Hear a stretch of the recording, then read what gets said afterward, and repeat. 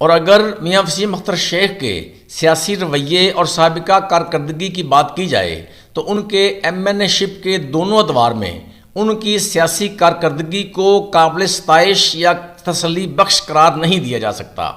بلکہ شاید وہ ایک کمزور ترین ایم این اے ثابت ہوئے تھے پورے ضلع بھر میں۔ انہوں نے اپنے دونوں ٹینیور میں اپنا موبائل فون ہی بند رکھا، لیکن اس کے باوجود اگر ان کے سیاسی رویے، ان کی عاجزی، انکساری، خوش اخلاقی کی بات کی جائے تو وہ نعیم صفدر انصاری سے 1000 گنا بہتر ہے اور قابل تعریف ہے، جس سے کوئی بھی انکار نہیں کر سکتا۔